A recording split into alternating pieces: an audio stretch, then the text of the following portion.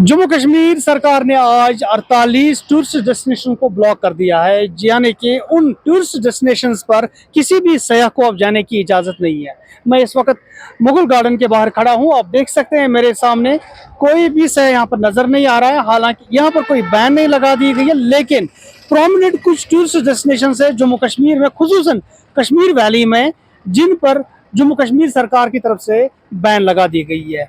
यह ban security purpose की वजह से लगा दी गई है और जम्मू कश्मीर में खुसूसन 22 अप्रैल के सानिया के बाद जो पहलगाम में एक बहुत बड़ा सानिया हुआ था, जिसमें 26 के करीब सयाहों को मारा गया था दहशतगर्दों की तरफ से, उसके बाद पूरे कश्मीर में एक क्रैकडाउन चल रहा है दहशतगर्दी के खिलाफ, तमाम उन लोगों के खिलाफ जिन पर सिक्योरिटी फोर्सेस शक कर रही है। उनका लग रहा है कि कहीं ना कहीं से इनका रोल है, और उसके साथ साथ उनको जो लग रहा है, जो भी डायरेक्टली और इनडायरेक्टली दहशतगर्दी के साथ मुलव्वस है, उनके घरों को मिसमार किया जा रहा है। अभी तक 7 से 10 के दरमियान घर जो है उनको मिसमार कर दिया गया है। उसके साथ साथ मैं आपको बता दूं कि जो क्रैकडाउन चल रहा है, बहुत सारे दर्जनों की तादाद में जो OGWs है या फिर जो फॉर्मर जो गनमैन जो है, उनको यहाँ पर वापस समन किया गया है पुलिस की तरफ से। उनसे पूछताछ की जा रही है, उनके घरों की तलाशी ली जा रही है, और इसी के होते हुए जम्मू कश्मीर में अब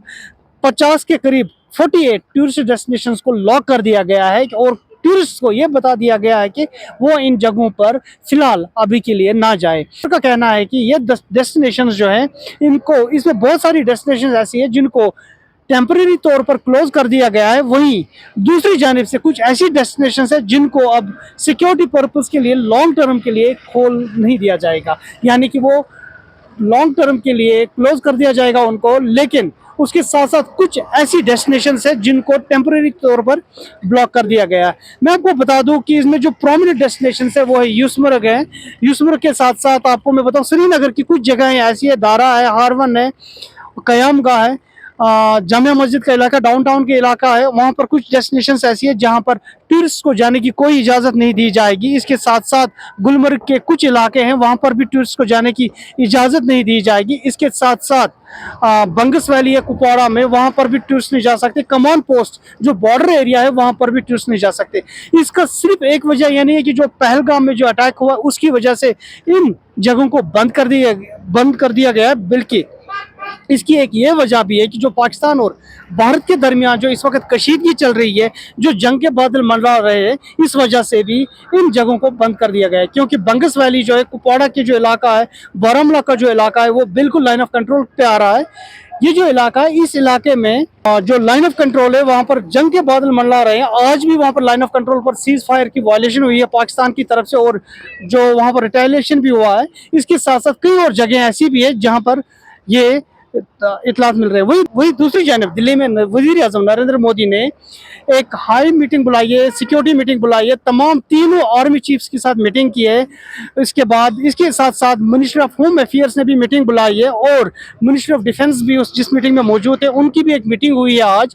ये ऑप्शंस एक्सप्लोर किए जा रहे हैं कि पाकिस्तान के साथ इस अटैक के बाद, जो पहलगाम का अटैक हुआ उसके बाद, पाकिस्तान के साथ किस तरह से निपटा जाएगा, पाकिस्तान के साथ किस तरह के हालात अब आगे होंगे, उस पर गौर व खोज किया जा रहा है भारत की तरफ से। क्योंकि भारत को इस वक्त बीजेपी को पूरी तरह से दबाव है इस वक्त की पाकिस्तान के खिलाफ कोई एक्शन होनी चाहिए, एक ऑल आउट एक्शन होनी चाहिए, एक डिसेसिव एक्शन होनी चाहिए भारत की तरफ से। ये जो दहशतगर्दी का वाक़ा हुआ है, इसकी वजह से जो भारत को जो नुकसान पहुंचा है, जो खुसूसन जो बीजेपी को नुकसान पहुंचा है, उसकी पोलिटिकल जो इमेज है पूरे मुल्क में जो थी, उस पर काफ़ी ज़्यादा असर हो चुका है।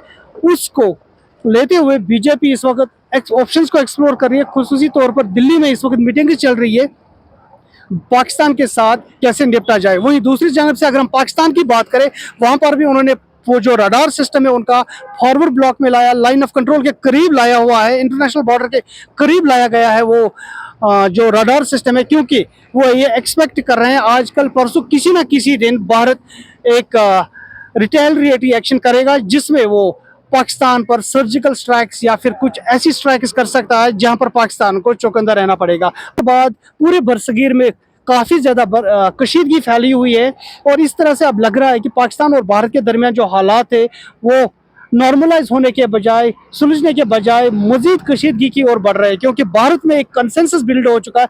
तमाम तर जो अपोजिशन की पार्टीज है कांग्रेस को लेकर, वो ये चाहते हैं कि एक मिलिट्री एक्शन इस वक्त लेना पाकिस्तान के खिलाफ बहुत ज़रूरी है। वहीं दूसरी जानब चाइना ने भी दोनों ममालिक से अपील की है कि वो सब्र तहमुल से काम लें, दोनों मुल्क न्यूक्लियर पावर से, और उन्हें सामने आके इस मसले को सुलझाना चाहिए।